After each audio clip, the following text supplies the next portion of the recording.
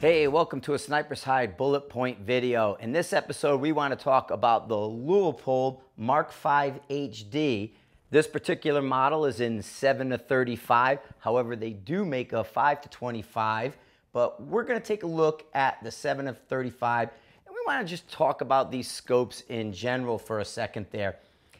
Easily one of the most popular scopes we see in our precision rifle classes. Anywhere from 3 to 5 in a 12-person class will be using the Leupold Mk5.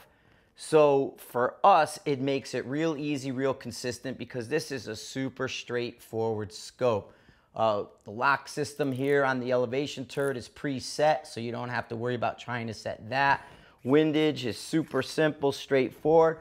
Plus, I like they marked it high up on the saddle here so you can see it when behind the scope. So instead of having our 0 here, we have our 0 up here. Great feature.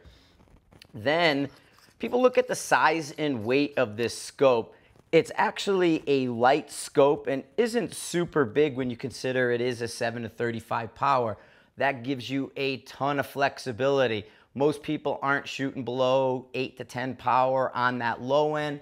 And going up to 35 power allows you to spot for other people. However, for me, what I like is when I power this scope down, those middle areas are really, really nice. I found that I'll zoom up, get a little mirage, I'll come back down to what's comfortable. I'll zoom up, get a lot of mirage, I'll come back down what's comfortable. And I find on 23 power here, this scope is super forgiving, super comfortable to use, and makes it a great optic, especially for people who like higher magnification.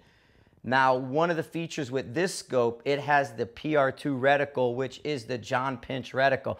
John Pinch, precision rifle competition shooter, one of the best guys out there, created a reticle for Leupold, and I have to say it's one of my favorite precision rifle reticles. It's a .25 instead of a 2/10 reticle, gives you a little bit more space, opens up that field of view a bit. In fact, there's a ton of videos out there on the PR2 reticle. We even included them in a couple of our newsletters that went out. So if you're a Sniper's Hide member, pop into the forum. There's reticle videos, there's tracking videos, huge conversations on the Mk5, because as I said, it is one of the most popular scopes out there. For me, we were able to come in, we did a boxing live online, we unboxed the scope. Then from there, I took it, mounted it in the rings. Leupold supplied the rings for me. We mounted up here with a Badger dead level, got that straight, then took it out to the range, zeroed it up, and have been shooting it in a variety of situations. Even took this guy to the Cameo facility and shot it in the mountains there. Real enjoyable, had no problem hitting targets at distance in the mountains and things like that. One of the things I do want to address with this scope is because over the years, through Sniper's Hide training, we've put out some white papers about scopes and their tracking. And people will see, you know, one of these tracked to 99, one of them tracked to 101. And really 1 or 2% is pretty much in spec for a lot of these scopes. But when you look at the volume of scopes they put out, the Leupold factory puts out more scopes in 8 months than all the European manufacturers put out in an entire year. So when you see that amount of volume, seeing a small variation here or there is really not a big deal when you put it in the context of how many scopes we actually see in class, how many scopes like this are being used in competition, because the numbers are quite high. And one of the reasons why you see Leupold picked for the government contracts, because they are able to put those scopes on the street. They back them up. They have a great warranty, and people just, you know, enjoy using them.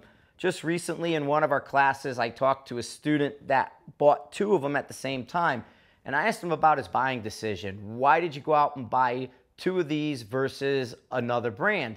And he said, well, I considered another brand. I wanted to get what, you know, a more expensive scope, what people would consider a higher end scope.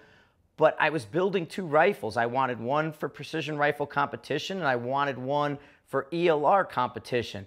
So that allowed me to buy two of the same optics, put them on two different rifles, and yet now I'm standardized in my scope and my controls. So they're buying decisions. Guys are really thinking about this stuff, and Leupold's able to accommodate through the pricing, through the availability, and just what you get in features and specs on this scope. It's not heavy. It's not hard to mount up, super easy. Like I said, the controls are real simple, and it's comfortable to get behind. We don't see people struggling with the eye box. We don't see them having to fight with the optic, or what we call in class hunting for it. It tends to fall in line really easy. So this is Leupold Mk5. Go over to the Sniper's Hide forum, take a look at all the discussions on it, and next time you're considering one of them scopes, this might be one that you upgrade to. Thanks for watching, everybody. Enjoy.